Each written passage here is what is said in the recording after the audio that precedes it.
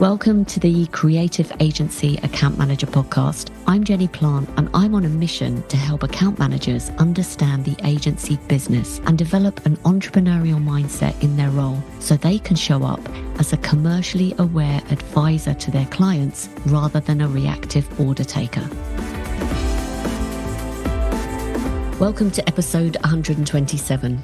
Now, as I'm recording this episode, we're coming to the end of 2024. And first, I want to say a big thank you for listening. I really do get a massive kick out of receiving messages from people who've been perhaps listening for a while and saying they're enjoying it or talking about a particular episode where they learned something. And I certainly learn things from the guests that I have on the show. So looking back at this year, I've been reflecting on some of those superb guests. And I thought I'd select a handful of soundbites from this year's podcast episodes to share with you. This isn't a comprehensive list. There have been so many standout moments, to be honest, but these clips include tips, advice, or insights that have actually stayed with me. So I'm going to share 10 soundbites that I hope you find as useful or insightful as I did. So also stick around to the end to hear a clip from one of the most popular episodes and the one that I received the most positive feedback from listeners on. So we're going to have 10 soundbites, and the first one is from episode 125. Now, these aren't in any particular order, as you'll notice, but episode 125 was with Dan Pfister, and the episode was called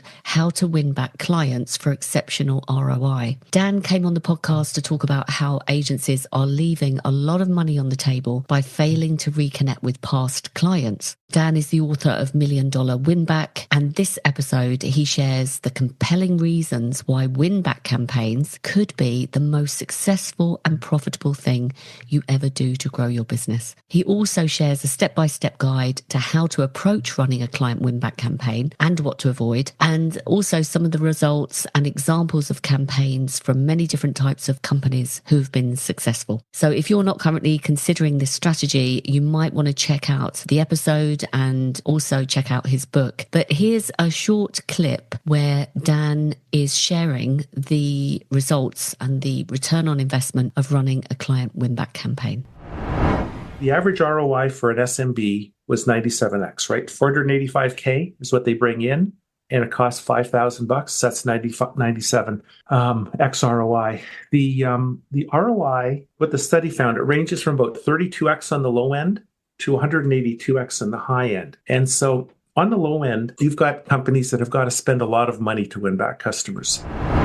The next clip is from episode 120. Carey Evans and Simon Rhind-Tutt are the co-owners of Relationship Audits, and they came on the show twice in the last 3 years, and this was a 2-part series. And I've known Simon and Carey for a number of years, and I first met them when I was working as client services director at Publicis Life Brands many moons ago. And we were struggling with the client relationship. It was very important, this client, and whilst we knew some of the reasons why the relationship was faltering, we didn't really understand the whole story. So we invited in Simon and Carey to essentially evaluate our relationship. So their business is dedicated to auditing relationships between clients and suppliers. Now, you may or may not be carrying out a formal review of your client relationships on a yearly basis, but if you're not, I would highly recommend doing that. And getting an external consultancy business like Simon and Carey's really pays dividends, because what I didn't realize was many clients are happy to share the raw truth to people that aren't actually working in the business. So when Simon and Carey came in, not only did they uncover what was going well with our client, but they also uncovered what wasn't going well, as well as uncovering some growth opportunities for us as an agency to go back to the client and crystallize. So I believe that relationship with the client, through the insight that they generated from us and the action we were able to take subsequently, really really did extend the life of that relationship for 2 years. And as you can imagine, the value of that client was around £700,000 a year. So I think that the return on doing that audit was incredible. So we talked on the show. The episode was called What Clients Don't Tell You. And Simon and Carey just shared all of their experience and sound bites and examples from chatting to clients through the process of doing what they do. And they've got offices all around the world, so they're able to carry out these audits with clients wherever you might be. So I'm going to share a very short clip where Simon actually gives some advice for account managers about being proactive with your clients and also keeping a record of all the times that you are proactive with clients, sharing additional ideas and solutions. So let's listen to Simon now. And he said, well, great proactivity not only makes me look good, it makes my boss look good. And if you think about strategic proactivity, if you can think one level beyond, you're going to have a greater impact within the organization. And that what we encourage our clients to do is to just keep a record of proactive initiatives that you're giving to the client, because it's always pretty useful when you come to contract renegotiation every year to be able to show the amount of added value that you're actually bringing. Number 3 is taken from episode 116 with Jack Skeels, called Why Agencies Need to Rethink Project Management. Jack is the author of a book called Unmanaged, which explains how managing less can lead to more efficiency in agencies and any kind of business. Jack and I met at David Baker's training event earlier this year when we were both presenting from stage to a group of account managers and project managers. So needless to say, his presentation raised a number of further questions from the audience. And during this chat, we cover why agencies should be asking themselves what they need to start unmanaging rather than managing, the origin of project management and why it doesn't work in an uncertain environment like an agency, how less management can boost profitability and productivity, what we can learn from Japanese management culture, what Jack sees as the future of the way agencies operate, and the biggest mistake agencies make when scaling. This is such a good chat, and I really enjoyed being challenged to think about what we consider really the sacred cow of the current agency operating structure and how we currently do things. Jack really surprised me with examples of how agency owners that he's worked with are starting to, as a result, rethink their project management. So here's a short clip with Jack sharing his perspective. We know a lot of agencies, and certainly some we've worked with, who have either decreased the amount of project managing they're trying to do, or we had a great one we worked with a year and a half ago where the CEO said, yeah, I totally figured that out. I just got rid of all the project managers. Things go way better. It's better for us to know we don't know than to pretend that we do.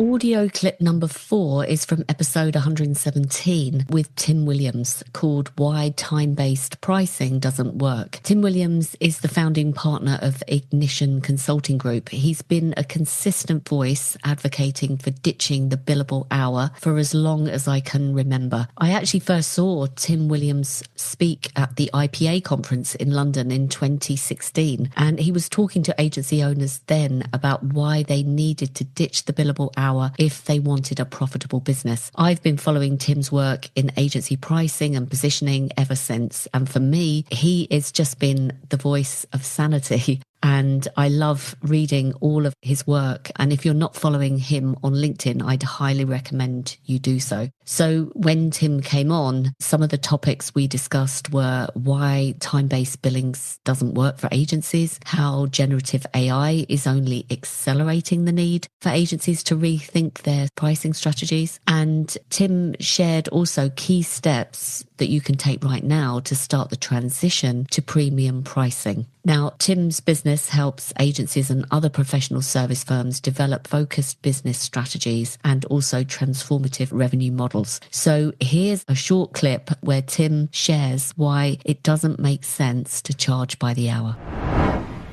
It places an artificial self-imposed ceiling on our revenues. You take the number of people in the firm, their total available billable hours, and you do the math, and you've just established a ceiling for your revenues and profits. Now, what other business would do that? That's a crazy thought to put a limit on how much money you can earn, but that's in fact what we do. And it's created a non-scalable business model that has created a free fall in agency profits over the last 40 years. Tip number 5 is from episode 114 with Gareth Healy, called Standout or Die. Gareth is the managing partner at the People First M&A consultancy Cactus and author of Standout or Die. He provides consultancy also for agency owners, and he's very well versed in the agency landscape, having been in the industry for a number of years. And in the episode, Gareth shares some of the lessons that he's learned from scaling and exiting his own business, as well as all of the experience he's had working with other agencies and other agency owners who've done the same thing. He also shares a 7-step framework for standing out for agencies in a crowded marketplace. And I really love Gareth's straight talking style, and I thought I'd share a clip of what he had to say about what's coming over the next 1 to 3 years for agencies. So let's go over to Gareth. It's going to get tougher over the next 1 to 3 years. I think again, with the risk of being controversial, that's a good thing, because it's going to weed out the not the losers, but the poorer off businesses in a market. It's to sort of flush out the people that are not just going through the motions, or a bit comfortable, or a bit standout and stand still, should I say. So I think it's a good thing, because I think there are agencies are a massive, easy business to start. Tip number 6 is from episode 115 with Tim Reisterer from Corporate Visions. Tim is head of the B2B Decision Labs for Corporate Visions, and he's the author of the book The Expansion Sale, which is a book that I read cover to cover, and I loved the fact that Tim came on the show. And you can probably hear how overexcited I am to be talking to him, because the book was groundbreaking. So when he came on the show, we talked about some of the insights he has into testing sales messaging with actual B2B buyers, because Tim works with some of the biggest companies in the world to help their sales teams sell. So the likes of Deloitte. So he shared with me the real reason prospects buy and how to change your approach to new business. How you sell to prospects is not the way you should sell to existing clients, which is what I hear all the time. I teach, obviously, account growth, and there is a difference to how you sell to existing clients as you do for new clients. He also shared why overcoming the client status quo bias is the key to unlocking client growth, why asking your client what problems they have just doesn't work, and so much more. So let's have a little clip of Tim explaining why status quo bias is your biggest barrier to your sales efforts. Change could kill them. And so you have to realize that you're not bringing a fresh new solution. You're bringing a change management project. Therefore, you must approach new business like you're trying to answer the question why they should change, not why they should pick you. The urgency comes from, can you help them see the need to change? And in a nutshell, that requires you helping them see that their current approaches are basically uncertain. They're unsafe. They could be costing them. But your first job, persuasion is not possible until somebody feels uncertain. They are just as emotional, and that means we have to do the heavy lifting of disrupting and defeating status quo bias. They need to see the reason to change and why they need to do it now.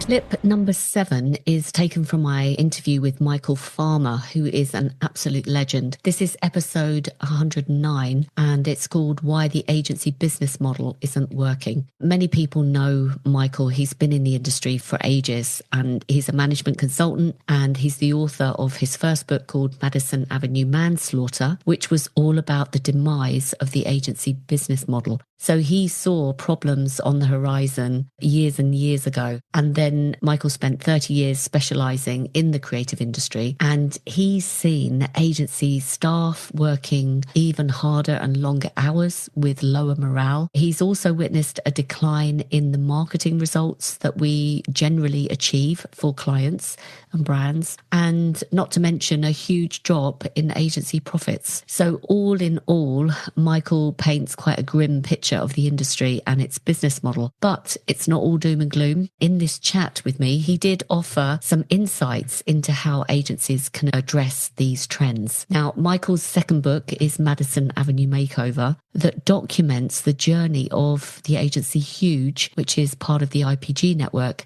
and how the agency basically transformed their business model with the help of the brilliant Caroline Johnson from the Business Model Company. They moved to more of a productized service model where their profits are built into their products and programs from the beginning, and these solutions that they've developed in a bespoke way directly address the outcomes that clients are looking to achieve. So in this clip, Michael talks about the changing role of account management that he's seen throughout the years. So I thought I'd share this one for my account manager listeners. So he basically shares how account managers used to be quite go-getting and salespeople, but over time, with the change of the business and pricing model, and also obviously commission structures, they have become more like passive servicers and order takers. So the big warning is that if they are to survive, if account management is to survive, then they need to become a lot more commercial. And he talks about why we need to be more like management consultants. So I'm going to pass you over to Michael for this short clip, and apologies for the sound, it isn't the best quality. And account people, when it went from commission to man-hour billing, shifted to servicers. No longer aggressors irritating people, at the client by saying, spend more, spend more, spend more. They couldn't do that anymore. So they became servicers. And that is such a different role than they were in the 70s and the 80s when they were such aggressive salesmen. But that's not the case today. So listen, account people have got today to be a lot more like Bain consultants. Clip number 8 is from episode 91 with Sharon Torek, called How Agencies Are Navigating the Legalities of AI Use. Sharon Torek is the founder of Torek Law in the US, and she shares advice on the legalities of using generative AI tools. So Sharon specializes in helping agencies specifically. So there's not a lot that she doesn't know about how to run an agency and all of the challenges that we face. But she, as a lawyer who's helped agencies for many years, is now at the forefront of watching the changes and the impact of AI on our business. So in this episode, she shares everything you need to know about the legalities of using AI. And obviously, it's a very hot topic at the moment, and lots of people are watching this space, and we're having to adapt very, very quickly. So in this particular clip, Sharon explains the risks of sharing sensitive information when using AI tools, and what specifically account managers need to be aware of. Let's go over to Sharon now. It's definitely not risk-free. And I will tell you one of the major issues here with using AI to feed confidential or proprietary information into the machinery is that you risk destroying any trade secret protection you have. So my advice right now for professionals in the agency space who are managing the workflow, who are account supervisors, project managers, is if there is truly sensitive information being conveyed about business plans, product launches, technologies being considered or under development, AI is not, I can't responsibly say AI right now is a safe place to be having those, to be housing that information.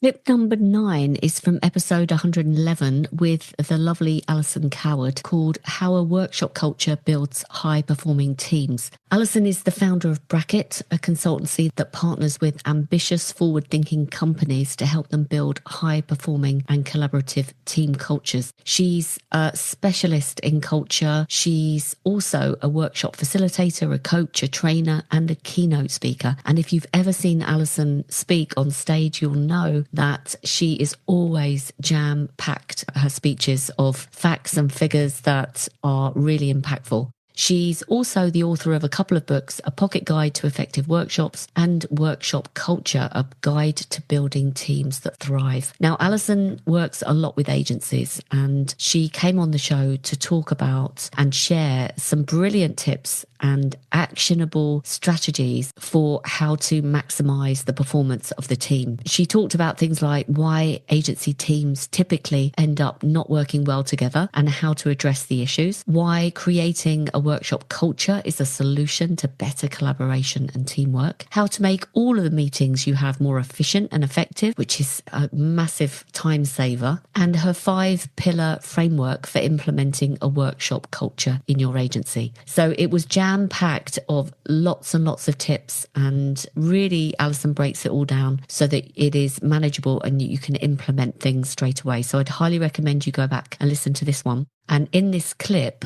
Alison shares some excellent advice about how we approach having meetings. Is it really necessary to have a status meeting? Or if we're just sharing what we've done, could we be doing that another way? So let's listen to Alison sharing some advice.